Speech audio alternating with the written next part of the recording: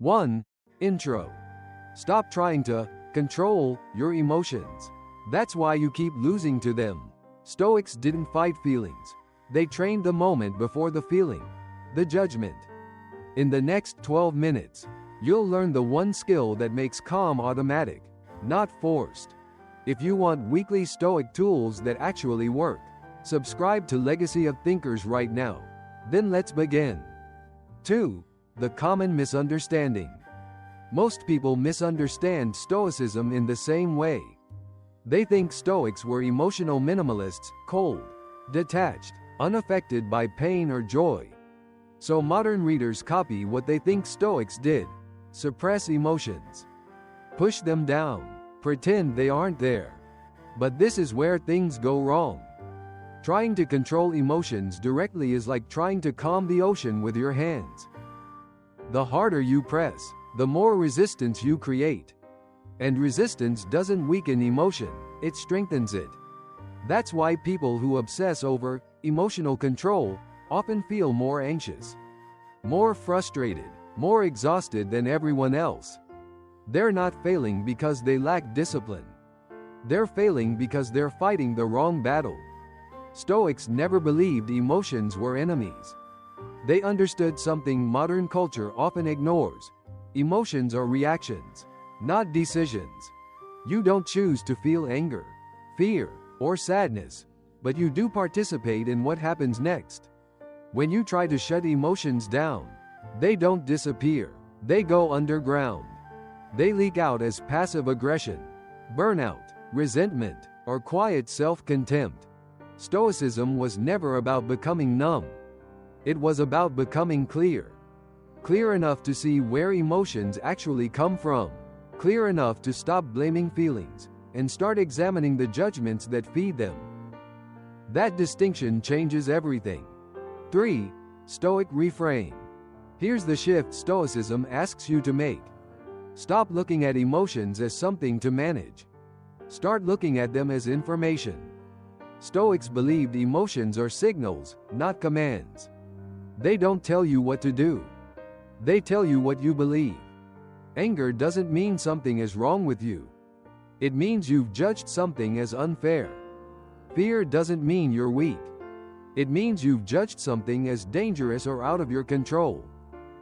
That's the reframe. The real work isn't calming the emotion. The real work is examining the judgment underneath it. Stoics trained themselves to pause, not after the emotion exploded, but before it settled into certainty. They asked one quiet question: what story am I telling myself right now? Because emotions feel immediate, but they're built on interpretation. Two people can face the same event. One stays calm. The other falls apart. The difference isn't emotional strength. It's perception. Stoicism teaches that between an event and your emotional reaction, there is a moment, often brief, often unnoticed, where meaning is assigned. That meaning decides everything. When you train that moment, emotions reorganize naturally. Not through force, not through denial, but through clarity. This is why Stoics didn't chase calm. Calm was a side effect. They trained discernment. They trained restraint at the level of thought. They trained the habit of questioning first impressions before letting them become identity.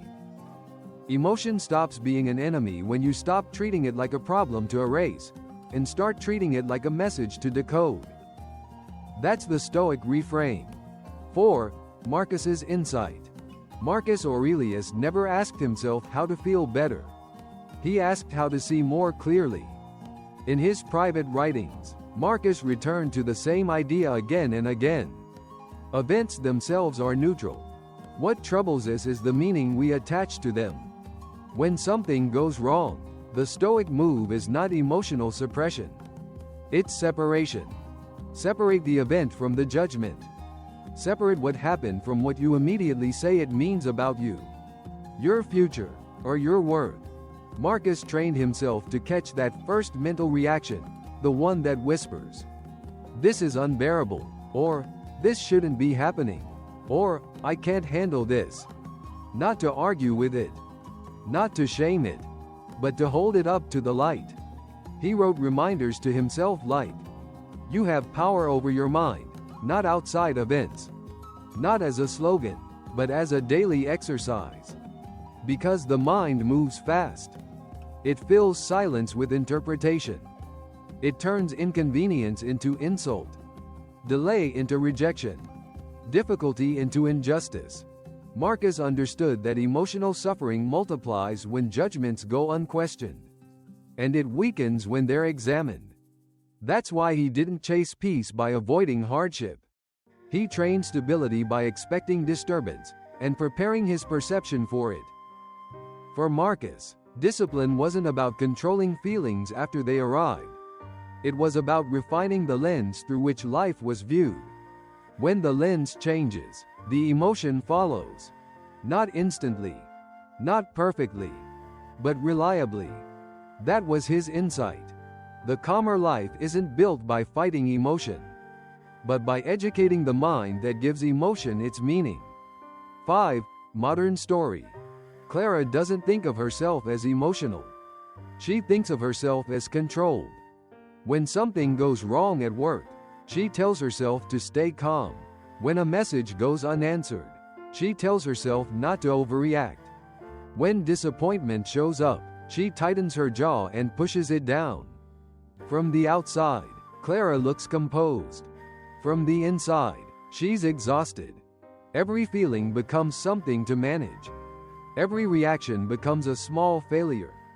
And over time, she starts fearing her own emotions, not because they're intense, but because they feel unpredictable. Ethan's struggle looks different. He learned early that showing emotion only complicated things.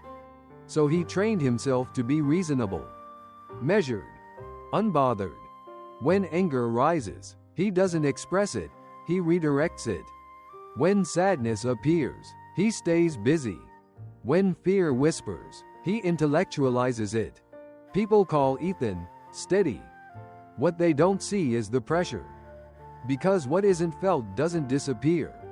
It waits.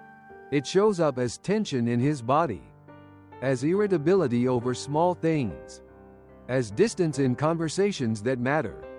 Both Clara and Ethan believe they're practicing discipline. But what they're really practicing is avoidance. They're trying to control emotions after they arrive. And every time they fail, they blame themselves. The Stoic shift happens quietly.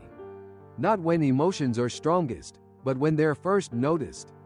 Clara begins to pause before telling herself to calm down. She notices the judgment underneath. This means I'm failing. Ethan starts catching the story beneath his restraint. If I feel this, I'll lose control. Nothing dramatic changes. No instant calm. No emotional shutdown. But something subtle does. They stop treating emotions like enemies to defeat, and start treating them like signals to understand. And for the first time, the pressure eases, not because feelings vanish, but because they finally make sense. 6. The Stoic skill.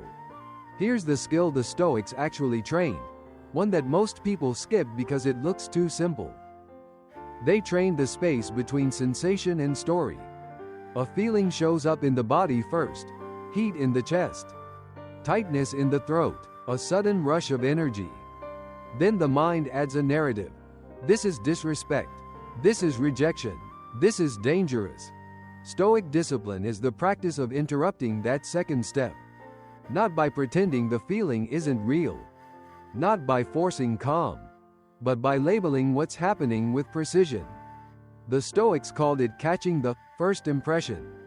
Modern psychology might call it noticing the trigger before it becomes a belief. Either way, the move is the same. You pause. You name the sensation. And you challenge the story. Clara learns to say, I'm feeling tension and urgency. Not, I'm failing. Ethan learns to say, I'm feeling anger and fear. Not, I need to shut this down. Then comes the most Stoic question you can ask. Is this within my control, or not? If it's within your control, act with purpose. If it isn't, release the demand that reality be different. This isn't passive, it's power. Because the moment you stop demanding control over what you can't control, you stop feeding the emotion with fuel. Over time, your nervous system learns a new pattern.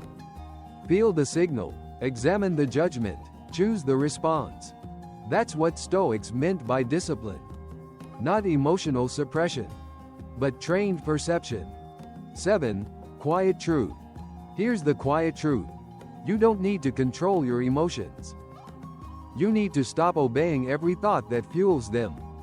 The feeling isn't the problem. The meaning you attach to it is. When you train that small space between sensation and story, you gain something most people never experience: choice. Not the fake choice of stay calm, but the real one. Pause, examine, respond. That's why Stoic discipline looks simple from the outside. It's not loud. It's not dramatic. It's a private practice, done in the exact moments no one sees, when you're ignored, criticized, delayed, misunderstood, or disappointed. And the goal isn't to become numb. It's to become steady. So the next time emotion rises, don't fight it. Name it. Question the judgment underneath it. Ask, is this within my control? Then do the Stoic thing, act with purpose, or let go with dignity. If this helped you, do me a favor. Share this video with someone who needs calm right now. And I want to hear from you. Comment below. What emotion do you struggle with most? And what story usually triggers it? Like the video if you want more practical Stoic tools like this. And subscribe to Legacy of Thinkers for weekly lessons that make discipline real, not motivational.